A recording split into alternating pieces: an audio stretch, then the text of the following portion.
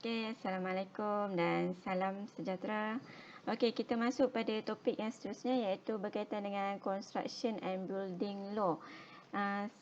Iaitu kita akan sentuh pasal Malaysian Contract Law, apa itu Undang-Undang TOT dan juga Housing Plan Approval. Saya kena cepat sikit sebab yang ni dia macam agak apa tu? Semua teori. So nak tak nak awak kena dengar, jangan boring Okey, bila kita sebut je law undang-undang, sebut je undang-undang memang dia agak orang cakap agak memboringkan, tapi saya cuba sedaya upaya untuk bagi dengan jelas, padat dan tak bagi awak boring lah kan. Okey, kita masuk pada Construction and Building Law. Apa itu Construction and Building Law? Dekat Construction and Building Law ni kita akan belajar 3 subtopik dia iaitu Malaysian Contract Law, apa itu Undang-Undang TOT dan yang ketiga adalah Housing Plan Approval. Macam mana kita nak minta kelulusan plan perumahan ataupun plan bangunan kita. Okey, dalam Malaysian Contract Law ni kita akan sentuh 7 subtopik iaitu pengenalan dia.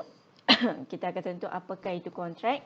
Apa itu perbezaan antara kontrak sah, kontrak boleh batal dan juga kontrak batal. Yang keempat, unsur-unsur kontrak. Unsur-unsur kontrak yang kena ada supaya kontrak itu boleh dikuatkuasakan oleh undang-undang.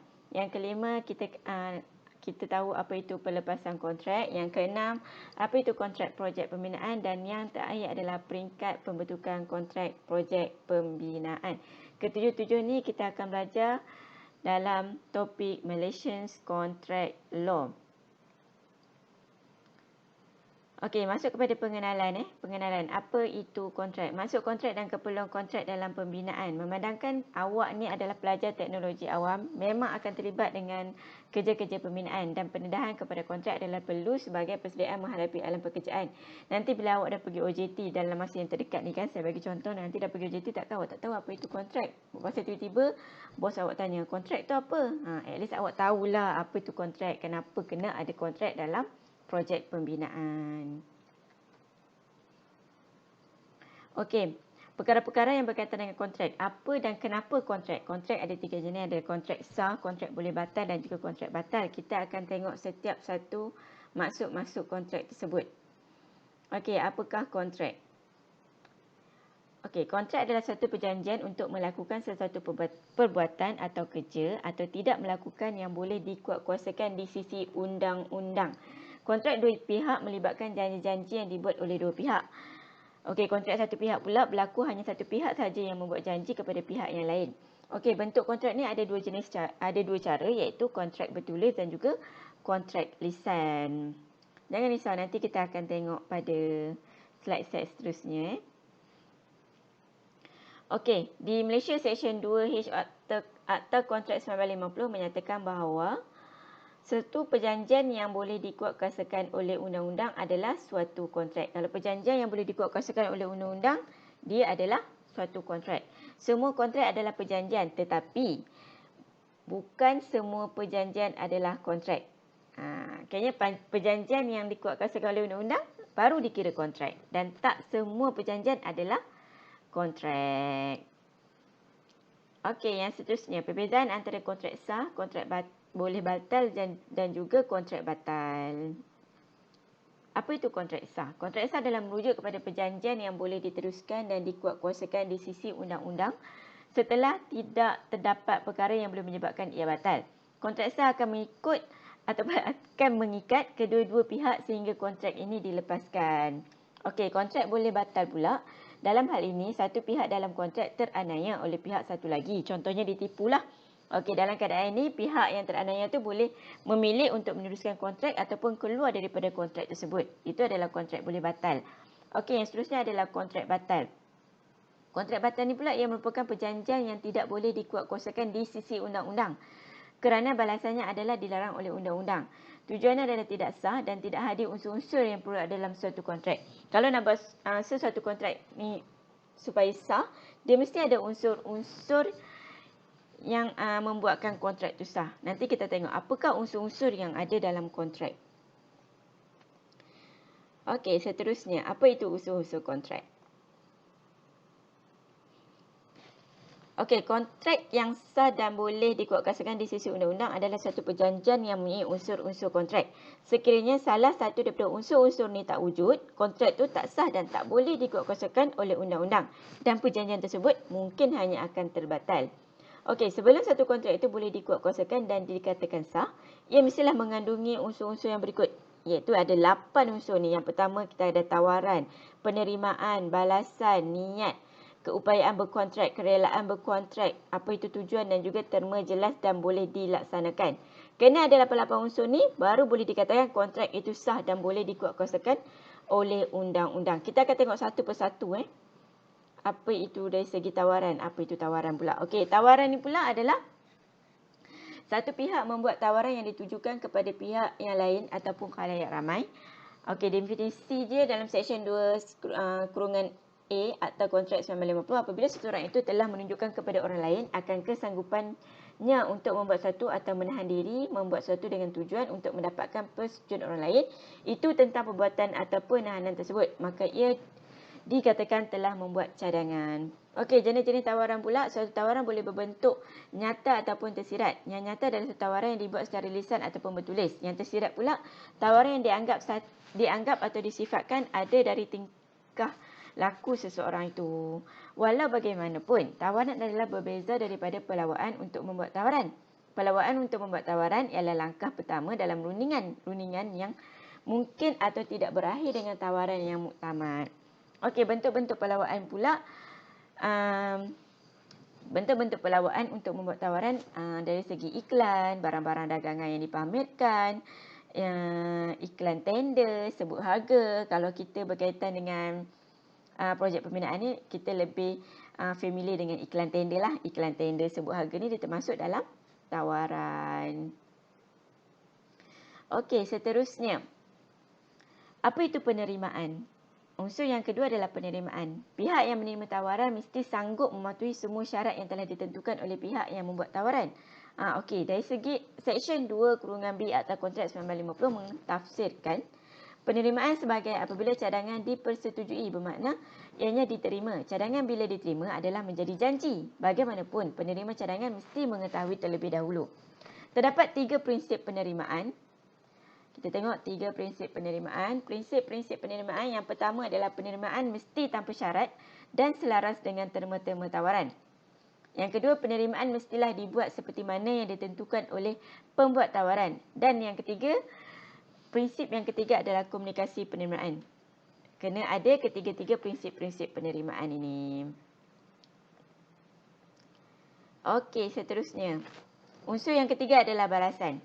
Apa itu balasan? Balasan adalah sebarang faedah ataupun manfaat daripada satu pihak ke pihak yang lain. Dalam Seksyen 2 kurungan D Akta Kontrak ni nanti awak boleh baca sendirilah kan. Okey, di bawah Akta Kontrak 1950, mana-mana balasan di atas adalah memadai untuk menguatkan sesuatu janji. Okey, Seksyen 26 Akta Kontrak 1950, mana-mana perjanjian yang dibuat tanpa balasan adalah batal dan oleh itu tidak mengikat pihak-pihak yang berkontrak. Oleh itu, kalau kata nak buat kontrak, mesti kena ada balasan untuk penerima ataupun pihak-pihak yang berkontrak. Dan prinsip-prinsip balasan, ada balasan lepas. Suatu balasan yang berdasarkan kepada suatu perbuatan yang lepas. Ataupun kecukupan balasan. Tak cukup, tidak boleh jadikan alasan untuk membatalkan janji. Balasan tidak semestinya datang daripada penerima janji. Maknanya bukan daripada kliennya, daripada kontraktor pun kena ada balasan juga. Dia dah janji, contoh klien dah bagi kerja, kontraktor mestilah berjanji supaya kerja tu siap kan. Itu adalah balasan.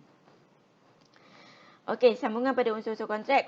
Unsur yang keempat adalah niat. Pihak yang berkenaan mestilah telah berniat atau dianggap sebagai mempunyai niat untuk mewujudkan suatu hubungan mengikat di sisi undang-undang. Dah ada niat, dia mesti kena ada niat untuk pastikan kontrak tu sah. Okey, unsur yang kelima adalah keupayaan berkontrak. Pihak yang berkontrak mestilah terdiri daripada mereka yang dewasa mengikut undang-undang. Kanak-kanak boleh berkontrak beasiswa, insurans dan keperluan sendiri sahaja. Okey, mestilah berakal waras, tidak hilang keupayaan untuk berkontrak. Maksudnya bankrupt lah. Kalau bankrupt tak boleh lah. Dia tak layak untuk buat kontrak. Unsur yang keenam adalah kerelaan berkontrak. Apa itu kerelaan berkontrak? Seksyen 14 atas 1950 memperuntukkan dua orang atau lebih boleh dikatakan berkerelaan apabila mereka bersetuju mengenai satu perkara yang sama dalam pengertian yang sama. Kerelaan adalah dikatakan bebas apabila tidak disebabkan oleh 5 perkara berikut. Kerelaan ni mesti kena ada 5 perkara berikut. Apa dia kerelaan itu? Kerelaan perlu bebas 5 perkara berikut. Dari segi paksaan, dia mesti bebas dari segi paksaan. Tak boleh dipaksa oleh siapa-siapa. Yang kedua, pengaruh tidak wajar. Dia pengaruh tidak wajar ni pertalian antara kedua pihak sedemikian menjadikan satu pihak dalam keadaan boleh menguasai kemahuan pihak yang lain dan menggunakan kedudukannya untuk mendapatkan faedah tak sama ke atas pihak lain. Ini contohnya dia orang yang berpengaruh lah. Dia ni bos besar ke, dia memang ada pangkat ke. Ini maksudnya pengaruh tidak wajar. Dia menggunakan kedudukan dia. Yang ketiga, mestilah bebas daripada fraud ataupun tipu. Tak boleh ada niat pun tak boleh. Yang keempat adalah silap fakta ataupun khilaf. Kesilapan tentang fakta kontrak yang boleh menjadikan kontrak itu batal, termasuklah silap tentang pengenalan perkara pokok dalam kontrak, silap tentang kewujudannya, silap tentang pengenalan pihak satu lagi, silap fakta tentang perkara pokok dan tentang bentuk-bentuk dokumen lah. Okey, yang seterusnya adalah mestilah bebas daripada salah nyata, iaitu ketegasan positif sesuatu yang tidak benar tetapi dipercayai benar. Okey, yang seterusnya. Unsur yang seterusnya adalah tujuan. Tujuan ataupun matlamat kontrak mestilah sesuatu yang sah dan memenuhi syarat. Tujuan tidak sah adalah merujuk kepada yang dilarang oleh undang-undang. Ini adalah tujuan yang tak sah, dilarang oleh undang-undang, akan mengecewakan kedudukan mana-mana undang-undang, merupakan fraud ataupun tipu, mendatangkan atau melibatkan bencana kepada diri ataupun harta orang lain, tidak bermoral dan bertentangan dengan muslihat awam. Dia mestilah bertujuan. Tujuan dia jelas. Okey, yang seterusnya. Yang ke-8 ataupun yang terakhir. Terma jelas dan boleh dilaksanakan. Kontrak ni mestilah mempunyai terma-terma yang boleh ditentukan dan dipastikan. Mana-mana kontrak yang mempunyai terma yang kabur dan sukar ditentukan akan dilaksanakan dan anggap boleh mencabar kesahihan kontrak. Kontrak ni mestilah jelas. Terma dia mesti jelas dan boleh dilaksanakan. Tak boleh mengikut suka je buat terma. Tengok, dah awak buat terma apa-apa, contohnya syarat apa-apa, tiba-tiba awak sendiri pun tak boleh laksanakan. Macam mana awak nak suruh kontraktor laksanakan? Maknanya dia kena jelas dan boleh dilaksanakan. Okey, kita masuk kepada pelepasan kontrak. Macam mana kita nak ada pelepasan kontrak ni? Okey, pihak-pihak dalam kontrak akan terikat kepada terma dan syarat kan? Selagi kontrak itu tidak boleh dilepaskan. Okey, sesuatu boleh dilepaskan dengan beberapa cara seperti berikut. Kontrak ni boleh dilepaskan. Kalau contoh macam ada sesuatu yang tak kena lah awak nampak kan? Apa yang boleh dilepaskan? Dengan persetujuan semua pihak, dengan melaksanakan syarat-syarat kontrak, dengan kemungkinan, dengan kekecewaan kontrak tidak mungkin dapat dilaksanakan, dengan kuat kuasa undang-undang. Ini adalah cara-cara untuk melepaskan kontrak. Kalau kata ada yang berkaitan dengan 5 cara ni, maknanya kita boleh buat pelepasan kontrak. Okey, kontrak projek pembinaan. Fungsi kontrak dalam projek pembinaan adalah sebagai bukti wujudnya hubungan dari segi undang-undang antara pihak-pihak yang terlibat. Contohnya daripada pihak klien kepada pihak kontraktor ke, konsultan ke, arkitek ke dan sebagainya. Rujukan di mana segala butiran berkaitan dengan projek dinyatakan dengan jelas bagi memudahkan pihak-pihak berkontrak memahami keperluan masing-masing. Yang ketiga, memberi penjelasan tentang tanggungjawab dan bidang kuasa pihak yang terlibat dalam kontrak. Dan yang terakhir, fungsi kontrak adalah memastikan kontraktor menyiapkan kerja dengan sempurna tanpa menjelaskan tahap minimum mutu kerja serta reka bentuk. Dan yang seterusnya. Okey, kita masuk kepada rumusan kontrak. Apa itu rumusan kontrak? Okey, yang pertama, rumusan kontrak yang pertama adalah ikatan yang dimeterai oleh dua atau lebih pihak untuk melakukan suatu atau beberapa perkara secara lisan ataupun bertulis. Dalam kontrak pembinaan, satu pihak kontraktor berjanji menyiapkan binaan hingga siap dan satu pihak lain iaitu pelanggan berjanji membayar bagi kerja yang disiapkan. Yang ketiga, apabila kontraktor memasuki tender berdasarkan syarat-syarat terkandung dalam dokumen tender dan pihak kerajaan menyetujui syarat ditawarkan, maka ikatan pun terbentuk. Kontrak bermula apabila surat setuju terima diberikan dan berakhir apabila perakuan muktamad dikeluarkan. Kontraktor bersetuju menerima risiko apabila beliau mengisi borang tender dan memasukkannya dalam peti tender. Dan yang terakhir, penender berjaya tidak boleh menolak tawarannya setelah surat setuju terima dikeluarkan dalam tempoh sah laku tender. Okey, yang terakhir adalah peringkat pembentukan kontrak projek pembinaan. Okey, kita tengok peringkat pembentukan kontrak ni. Bermula dengan kenyataan keperluan pelanggan, pematuhan keperluan, lepas tu kita adalah tata cara tender dia, pelawaan penerimaan tender. Dalam pelawaan dan ataupun penerimaan tender ni ada iklan tawaran lah.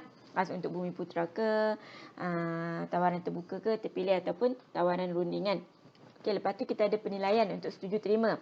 Dalam penilaian setuju terima ni akan ada laporan dan juga surat setuju terima. Lepas dah terima, kita ada penyediaan dan tanda tangan kontrak. Dalam penyediaan dan tanda tangan kontrak ni adalah dokumen tender, ada semakan surat setuju terima, insurans, bond dikemukakan, tanda tangan pegawai yang diberi kuasa. Lepas tu kita pergi kepada penilaian dan pengesahan kemajuan kerja dan seterusnya. Sehinggalah akuan muktamad. Di mana perakuan muktamad selepas 3 bulan tempoh tanggungan kecacatan. Nanti saya akan masukkan nota-nota dan juga nota-nota kuliah ni dalam Google Classroom, dalam Google Drive. Awak boleh tengok dekat situ. Okey. Dah habis untuk kontrak dan construction and building law. Next class kita akan sambung pada TOT. Apa itu undang-undang TOT dan housing plan approval. Okey, nanti kita sambung pada next class.